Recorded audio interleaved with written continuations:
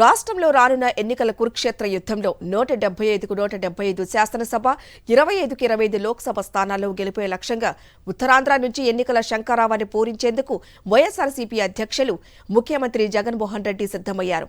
ప్రజాక్షేత్రంలో వైఎస్సార్సీపీని ఒంటరిగా ఎదుర్కోలేక జనసేన సహా వివిధ పార్టీల జెండాలతో జతకట్టి కుటుంబాలను చీల్చుతూ టీడీపీ అధ్యక్షుడు చంద్రబాబు పన్నుతున్న కుట్రలు, కుతంత్రాలను చిత్తు చేసే విధంగా విజయబేరి మోగించడానికి పార్టీ శ్రేణులను సిద్ధం చేయడానికి సన్నద్ధమయ్యారు. ఇందుకు సిద్ధం పేరుతో రాష్ట్రంలో 4 ప్రాంతాల్లో 4 చోట్ల పార్టీ శ్రేణులతో భారీ బహిరంగ సభలు నిర్వహించాలని నిర్ణయించారు. అందులో భాగంగానే మొదటి సభను ఉత్తరాంధ్రలోని విశాఖపట్నం జిల్లా భీమిలి నియోజకవర్గంలో తంగెవలసలో బహిరంగ సభ నిర్వహిస్తున్నారు. ఈ సభకు ఉత్తరాంధ్రలోని 34 నియోజకవర్గాల నుంచి భారీ ఎత్తున పార్టీ నేతలు, కార్యకర్తలు హాజరు కానున్నారు. ఎన్నికలు పరుగు పందెం ఒకటే. ఎవరు అడుగు ముందు పడితే విజయం వారినే వరుస్తుందంటూ రాజకీయ విశ్లేషకులు స్పష్టం చేస్తున్నారు. ఓవైపు పొత్తులో ఎవరు ఏ స్థానాల్లో పోటీ చేయాలన్నది తేల్చుకోలేక పోటీ చేయడానికి అభ్యర్థులు దొరక్క, మరోవైపు బీజేపీని జత చేసుకునేందుకు పాకులాడుతూ టీడీపీ, జనసేన సతమతమవుతున్నాయి. మరోవైపు జనబలమే గీటురాయిగా సామాజిక న్యాయం చేకూర్చడంలో మరో అడుగు ముందుకేస్తూ శాసనసభ, లోక్సభ స్థానాల సమన్వయకర్తలను సీఎం వైఎస్ జగన్ మార్చుతున్నారు.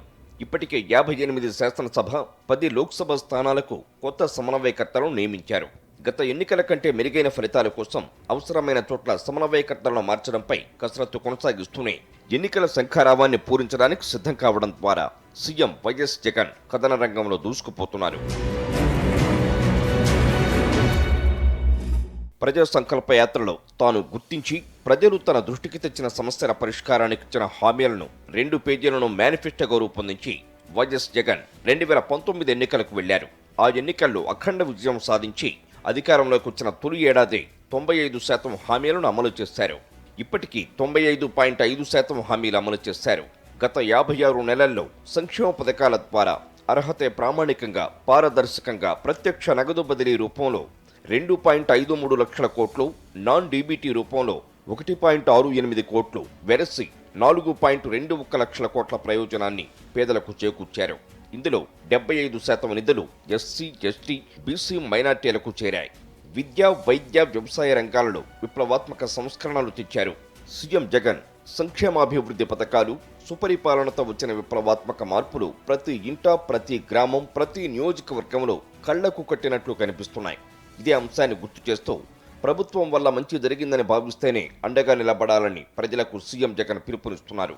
ఇదే అంశాన్ని పార్టీ శ్రేణులకు వివరించి ప్రతి ఇంటికి చేసిన మంచిని చాటి చెప్పి మరింత మంచి చేసేందుకు ఆశీర్వదించాలని కోరాలని దిశానిర్దేశం చేయనున్నారు. సంక్షేమాభివృద్ధి పథకాలు, సుపరిపాలన ద్వారా ప్రతి ఇంట్లో వచ్చిన మార్పును గుర్తు చేసి మరింత మంచి చేయడానికి ఆశీర్వదించాలని కోరేందుకు 2021 మే 11న గడప గడపకు మన ప్రభుత్వం కార్యక్రమానికి సీఎం జగన్ శ్రీకారం చుట్టారు. ప్రభుత్వం చేసిన మంచి వల్ల ప్రతి ఇంట్లో, ప్రతి గ్రామంలో, ప్రతి నియోజకవర్గంలో మార్పు కళ్ళెదుటే కనిపిస్తున్నప్పుడు 175కు 175 స్థానాల్లో వైఎస్సార్సీపీ విజయం సాధించడం సాధ్యమేనని గడప గడపకు మన ప్రభుత్వం వర్క్షాపులలో ఎమ్మెల్యేలు, సమన్వయకర్తలకు జగన్ దిశానిర్దేశం చేశారు. ఈ కార్యక్రమంలో వైఎస్సార్సీపీ ఎమ్మెల్యేలు, సమన్వయకర్తలకు ప్రతి ఇంట ప్రజలు బ్రహ్మరథం పట్టారు.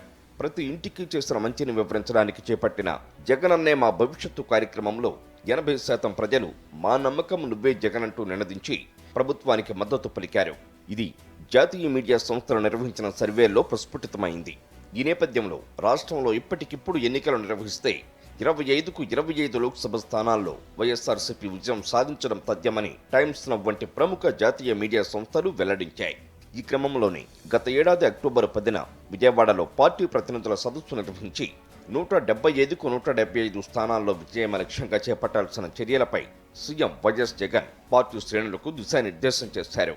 రాష్ట్రంలో మెజారిటీ ప్రజలకు ప్రతి ఇంటికి మేలు చేకూర్చామన్న నమ్మకంతో మేలు జరిగితేనే ఓట్లు వేయాలంటూ ప్రజలను కోరుతున్నారు సీఎం జగన్. ఈ క్రమంలోనే రాబోయే సార్వత్రిక ఎన్నికలకు భీమిలి సభ నుంచి శంఖారావం పూరిస్తున్నారు.